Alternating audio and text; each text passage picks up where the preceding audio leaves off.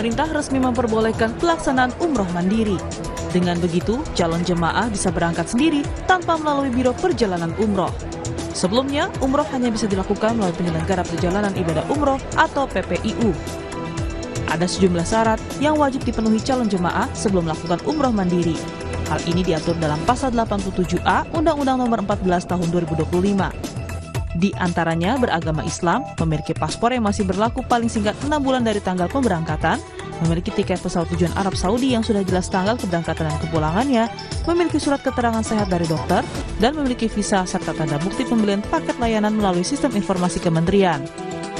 Wakil Menteri Haji dan Umroh Danil Anzar Simanjuntak mengatakan, kebijakan ini mengikuti perkembangan regulasi Kementerian Haji dan Umroh Arab Saudi. Danil menambahkan, kebijakan umroh mandiri sudah diatur melalui Undang-Undang Nomor 14 Tahun 2025. Pada saat ini pintu atau gerbang untuk pelaksanaan haji mandiri memang sangat dibuka oleh Kementerian Haji dan Umroh Saudi Arabia, di mana banyak sekali jamaah umroh mandiri dari seluruh dunia termasuk dari Indonesia sudah melakukannya selama ini, sehingga kita ingin melindungi seluruh jamaah umroh mandiri atau seluruh jamaah umroh kita, maka kita masukkanlah di dalam undang-undang untuk memastikan perlindungan terhadap jamaah umroh mandiri. Menyikapi kebijakan pemerintah, Sekretaris Jenderal Asosiasi Muslim Penyelenggara Haji dan Umroh, Ampuri, Zaki Zakaria mengatakan ada bahaya dan risiko saat umroh mandiri. Menurutnya, jamaah umroh berpotensi tak mendapat pembinaan manasik, bimbingan fikih, dan perlindungan hukum. Serta banyak jemaah yang masih awam terkait regulasi visa, mikot, dan aturan syar'i. Ia juga menegaskan bahwa umroh adalah ibadah, bukan wisata. Bahwa perjalanan ibadah umroh itu berbeda dengan perjalanan wisata lainnya. Jadi penting perjalanan umroh itu dibimbing oleh penyelenggara resmi yang berpengalaman tentunya. Karena kalau saja perjalanan ini tanpa bimbingan dan tidak mengerti syarat rukunnya, maka akan menjadi sia-sia perjalanannya. Pelaksanaan umroh mandiri bukan berarti jemaah dapat berangkat tanpa pantauan negara. Setiap jemaah wajib melaporkan diri melalui sistem yang terintegrasi antara pemerintah Indonesia dan pemerintah Arab Saudi. Tim Liputan Kompas TV.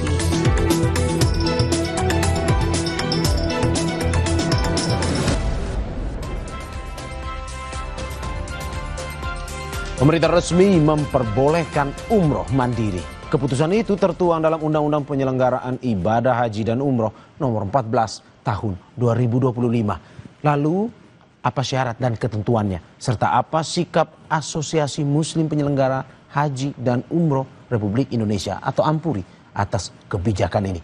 Akan kita bahas bersama juru bicara Kementerian Haji dan Umroh, Ihsan Marsha.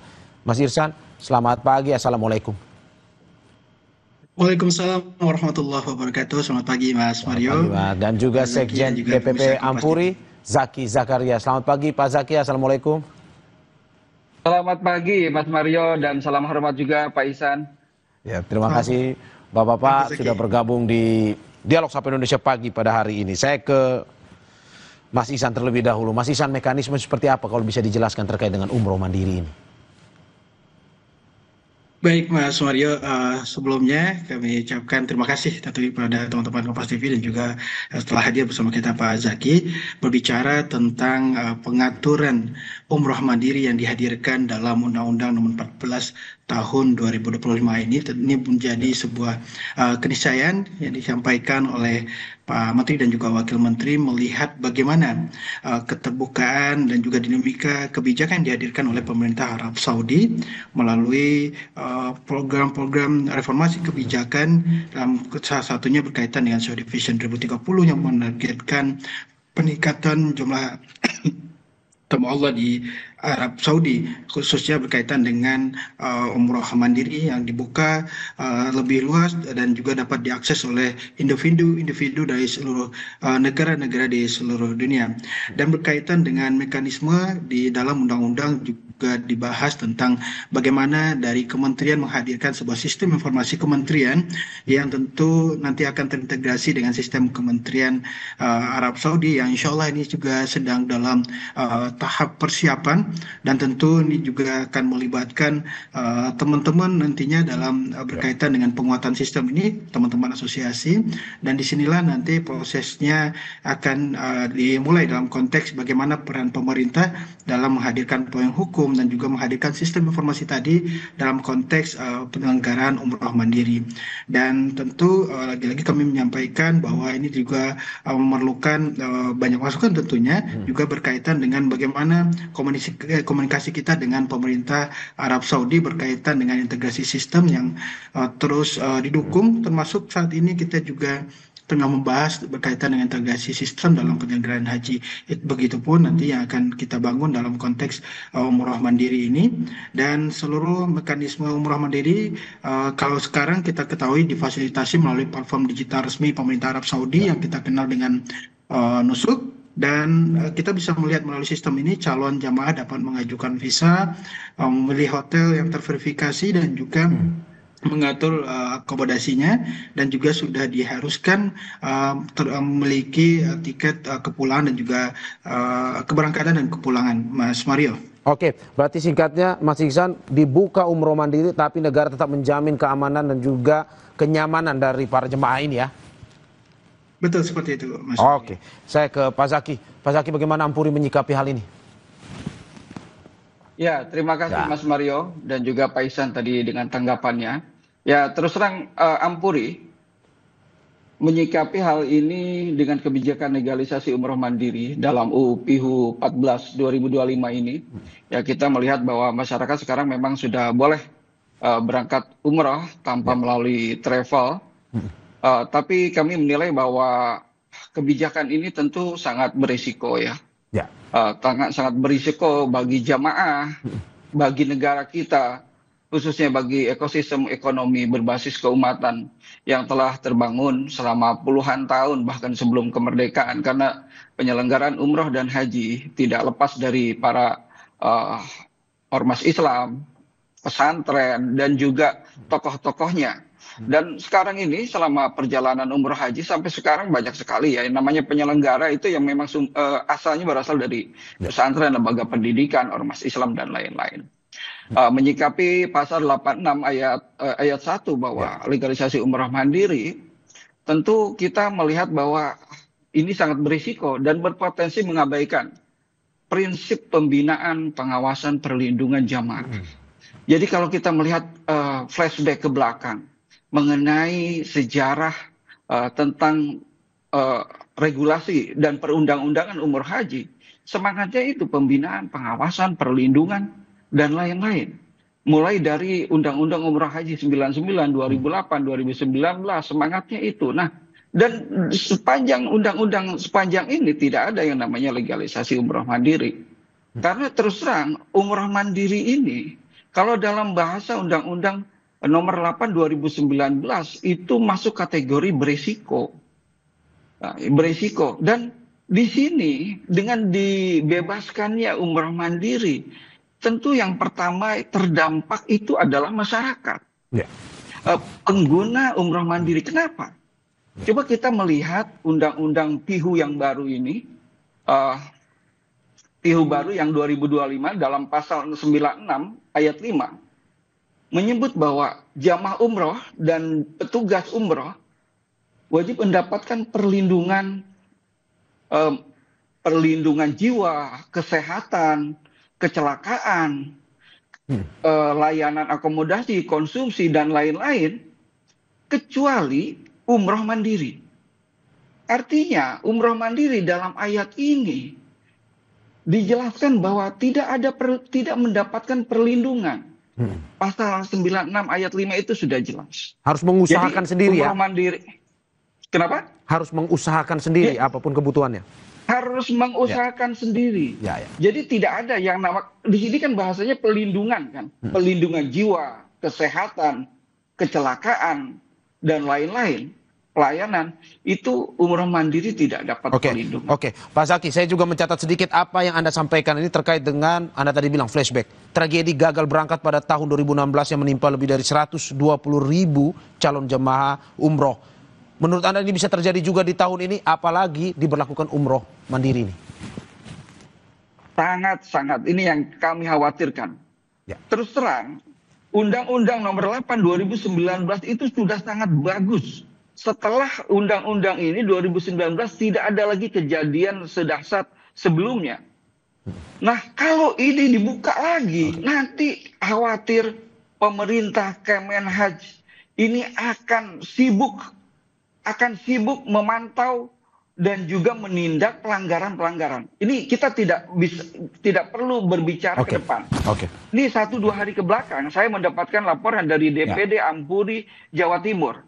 Di Banyuwangi terjadi penipuan banyak sekali. Nah, kita lagi meminta video-videonya yang diselenggarakan oleh penyelenggara umroh mandiri dan penyelenggara tidak berizin. Ya, artinya aktivis aktivis umroh mandiri seperti ini yang tidak berizin, ini yang penipuan ini mereka lah yang melakukan. Saya ke Mas ini Iksan. baru mulai ini. Saya ke Mas Iksan. Mas Iksan, bagaimana Anda menanggapi apa yang menjadi kekhawatiran Ampuri melihat baik itu sesuai dengan mekanisme dalam peraturan undang-undang atau juga yang tadi disampaikan oleh Pak Zaki ada temuan-temuan di lapangan seperti itu? Baik, Pak Mas Mario dan juga Pak Zaki.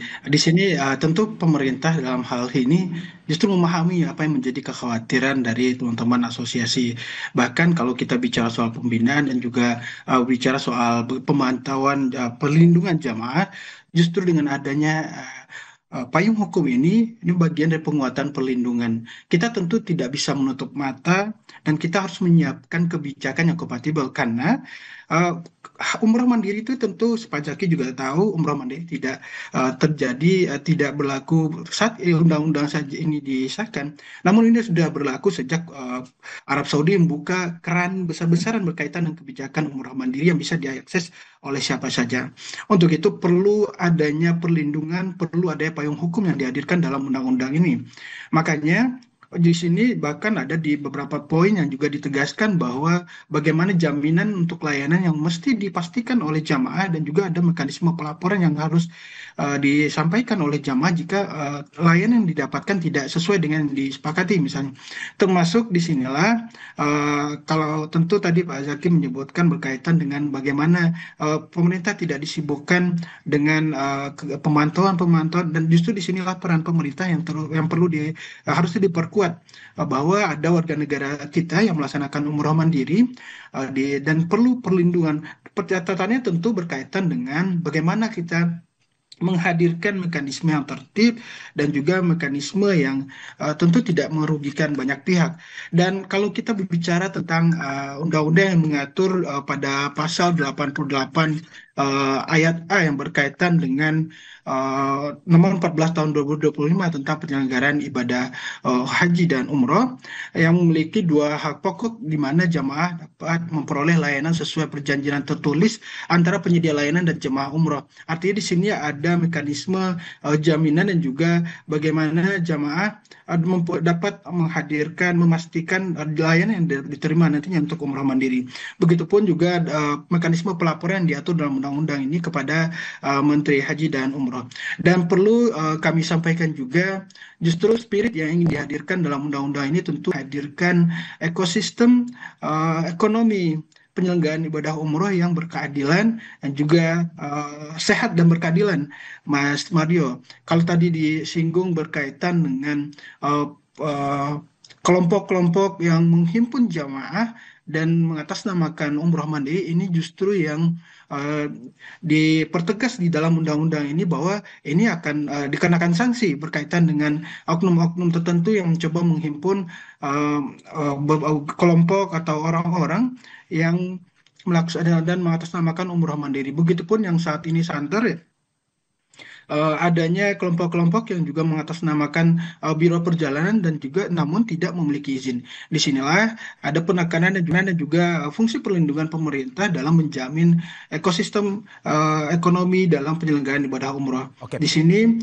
konteks perlindungan yang dihadirkan, Mas Mario. Oke, Mas Ihsan, tapi bagaimana dari negara sendiri menjamin bahwa mereka yang melakukan umroh mandiri ini tetap aman, tidak berbuat pelanggaran pada akhirnya, dan juga ya tetap ya nyaman melakukan umroh di sana? Baik, maka tadi ada mekanisme tadi Mas ya kaitan dengan bagaimana jamaah yang berangkat juga sudah harus memastikan berbagai syarat-syarat yang perlu dipenuhi, dan spiritnya tentu bagaimana jamaah mampu melaksanakan ibadah yang tadi berkaitan dengan umroh mandiri adalah dalam konteks bertanggung jawab dalam hal ibadahnya. Nah, kalau tadi juga disinggung oleh Pak Zaki berkaitan dengan umroh ini bukanlah baik berkaitan dengan spiritual, bukan wisata. Ini justru sebabnya pemerintah menegaskan bahwa umroh mandiri bersifat personal yang bukan kelompok atau bisnis perjalanan. Untuk itu, bagi jamaah yang membutuhkan bimbingan, fasilitas, dan pendampingan ibadah, tentu jalur yang utama tentu tetap menjadi pilihan terbaik adalah bersama teman-teman penyelenggara perjalanan ibadah umroh.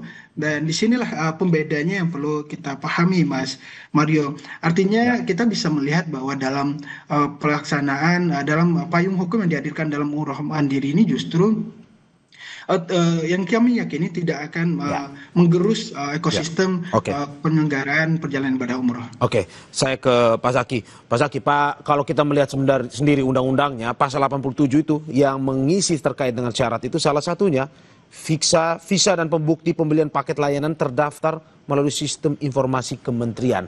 Berarti hanya mereka yang terdaftar platform-platform penyelenggara ini. Menurut Anda tidak seperti itu, seperti temuan Anda di lapangan bersama teman-teman? Ya, Mas Mario, jadi untuk bab yang pasal 87 ini, yang ayat 5, ayat F ya, memiliki tanda bukti, yang memiliki bukti bukti pembelian paket layanan dari penyedia layanan yang didapatkan dalam sistem informasi kementerian. Nah, ini memang pengikat bahwa umroh mandiri itu tidak semerta-merta bisa berangkat secara mandiri, semua bebas memilih gitu, tidak juga. Karena memang kalau yang kami pahami dari undang-undang PIHU yang baru ini, bahwa umroh mandiri juga masih terikat. Yang pertama, yang itu diantara 5 syarat tadi, yang syarat kelima itu adalah bahwa umroh mandiri pun harus membeli paket layanannya di dalam sistem informasi kementerian. Tinggal mungkin kita sama-sama mungkin kita tanyakan langsung ke Pak Ihsan, ya, perwakilan dari Kementerian Haji. Kira-kira kapan itu sistem informasi kementerian yang menyediakan layanan yang bisa dibeli jamaah umroh mandiri itu kira-kira kapan munculnya? Kemudian penyedia layanan, kita juga perlu tanya langsung ke Pak Ihsan, penyedia layanan itu dalam penafsiran Kementerian Haji itu siapa saja? Apakah PPU penyelenggara perjalanan ibadah umroh Indonesia juga ada di dalam sistem dan sebagai penyedia layanan juga? Oke, Pak Ihsan bisa langsung menjawab pertanyaan Pak Zaki. Baik, Pak Zaki, di beberapa kesempatan memang kami juga menyampaikan diskusi berkaitan dengan penyiapan sistem ini, termasuk dalam pelibatan teman-teman dari asosiasi. Mengingat juga bagaimana nanti ada beberapa skema yang juga disiapkan berkaitan dengan sistem ini, termasuk ada opsi-opsi pelibatan asosiasi dalam penyedia layanan di dalamnya. Dan tentu untuk prosesnya sekarang tentu sedang kami persiapkan di tengah proses penyiapan yang paralel dengan Pak Zaki juga sendiri tahu berkaitan dengan proses-proses yang tengah disiapkan oleh Kementerian Haji yang saat ini dalam yang paralel dengan proses penataan kelembagaan dan juga proses penyiapan penyelenggaraan ibadah haji. Namun yang ingin kami garis bawahi tentu kalau kita bicara sistem agar pemantauan dan pelindungan juga lebih optimal, bagaimana nanti jamaah dapat mengakses melalui sistem informasi, tentu harus terintegrasi dengan sistem yang dihadirkan oleh Arab Saudi. Yang kalau sekarang kita ketahui adalah melalui nusuk misalnya, di jamaah juga termasuk di sana layanan-layanan yang sudah ditunjuk oleh otoritas Saudi itu sendiri, baik itu akomodasi hotel yang di sana dan juga akomodasi yang lain. Tentu disinilah nanti kita akan perkuat di sistemnya, dan tentu dengan juga turut melibatkan teman-teman dari asosiasi. Di sini diskusi kita dalam beberapa waktu terakhir juga seperti itu, berkaitan dengan integrasi sistem ini dan juga sistem yang tengah kita persiapkan. Mas Mario dan Pak Zaki. Pak Zaki, sistem seperti apa yang mungkin menurut Anda pada akhirnya tidak melemahkan penyelenggara travel umroh lokal ini? Takutnya bisa mengganggu ekonomi juga seperti yang ditakuti oleh Ampuri. Baik, Mas Mario, moga-moga apa yang saya sampaikan sekarang ini bisa didengar Bapak Presiden ya minimal Pak Seska, Pak Teddy ya, bahwa terus terang dari alasan-alasan legalisasi umrah mandiri ini, seperti yang tadi disampaikan Pak Ihsan, satu dengan visi Saudi membuka diri, Saudi apalagi kita beradaptasi dengan Saudi. Nah ini terus terang menurut kami, saya berdialog RDPU dengan DPR RI sejak Februari, kita sudah menyampaikan bahwa kita jangan selalu memperhatikan Saudi Vision. Semestinya kita juga memperhatikan Indonesia Vision 2045. Kenapa kita membuka platform luar negeri asing ya? Atau platform Saudi membuka diri, itu B2C hanya untuk negara-negara minoritas. Seperti Eropa, Amerika, itu pun di sana penyelenggara seperti kami lebih diminati daripada yang berangkat langsung. Yang tadi disampaikan bahwa Saudi sudah menerima umroh mandiri dari seluruh negara, itu tidak tepat. Berarti menurut Anda tidak cocok di Indonesia ya? Tidak cocok diberlakukan di Indonesia? Sangat tidak cocok. Dan tidak ada negara Muslim pengirim jamaah umroh dan haji yang membuka diri terus platform nusuk dibuka di Indonesia, diintegrasikan, tidak ada. Seperti Mesir ya, India, Pakistan, Turki, tidak ada yang melakukan hal itu. Tidak ada yang membuka platform asing seperti misalkan kalau Cina ada TikTok Shop, ada Alibaba, dibuka di Indonesia, silakan masyarakat Indonesia untuk membeli langsung ke platform Cina. Ini kan modelnya akan seperti itu ke depannya. Nah ini berbahaya sekali buat bangsa kita. Buat ekonomi berbasis keumatan ini sangat berbahaya sekali. Tapi saya yakin Bapak Presiden tidak akan berpikir, tidak akan mempunyai maksud seperti ini. Contohnya Mesir nih, ini Mas Mario, Pak Ihsan, mohon maaf sekali. Contohnya Mesir, sebelum pandemi, Mesir itu meminta kepada Saudi, tolong rakyat saya, warga Mesir jangan diberi visa umroh, itu hampir 3 tahun. Jangan diberi visa umroh kecuali 3 bulan. Rajab, Sya'ban, Ramadan, Syawal, 4 bulan, mohon maaf. Itu kan umrah semestinya 10 bulan. Mesir, itu pernah. Saya tanya ke perusahaan Mesir, ini kenapa kok Mesir mempunyai kebijakan itu? Ya, itu kebijakan pemerintah Mesir ingin mengurangi jamaah umroh. Ya kan memang kita tahu lah bahwa kalau kita langsung membeli, masyarakat Indo membeli ke platform luar negeri secara langsung, bagaimana pajaknya? Kita akan tergerus, kita tidak akan mengembangkan TKDN yang selalu digaung-gaungkan pemerintah. Kita ini yang UMKM kecil, penyelenggara-penyelenggara ini, kita ini, Pak Mario, bukan 9 naga yang mengelola ribuan triliun, bukan. Kita ini semua berbasis pesantren, berbasis ekonomi keumatan. Contoh, saya mempunyai pesantren. Ketum Ampuri mempunyai pesantren. Bahkan Ketum Ampuri nama travel dan pesantrennya sama, karena pesantrennya didirikan dari travelnya. Jadi tolonglah, ini landasan dan mindsetnya ini perlu diamati lagi lah. Perlu direview lagi tentang legalisasi ini. Dan mohon libatkan kami untuk berdialog secara serius dengan pemerintah. Karena RDPU di bulan Februari kita hanya diminta untuk memberikan masukan ke DPR.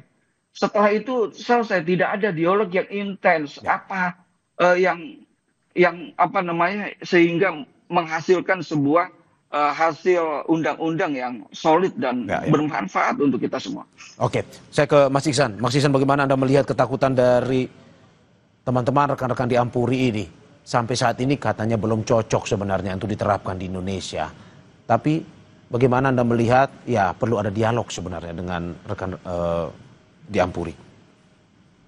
Ya, Mas Mario dan Mas Zaki, tentunya Pak Zaki, tentu menurut hemat kami tentu kita tidak termasuk dalam hal menghadirkan narasi yang justru menurut kami ini justru kontraproduktif dengan ikhtiar-ikhtiar yang ingin dihadirkan oleh pemerintah dalam konteks memberikan payung hukum tadi, apalagi dengan bahasa sedikit bahasa yang menurut saya itu juga terlalu dalam konteks berbahaya yang disampaikan oleh Pak Zaki. Namun lebih daripada itu tentu kolaborasi tentu akan terus kita bangun bersama teman-teman asosiasi, dan juga kami sudah beberapa kali ada kesempatan juga Pak Menteri, Pak Wakil Menteri, justru spirit yang akan kami hadirkan adalah bagaimana menghadirkan ekosistem penyelenggaraan yang sehat, yang berkeadilan, menghadirkan ruang persaingan yang sehat untuk teman-teman asosiasi. Bahkan di berbagai kesempatan kami juga mendengar masukan, dan juga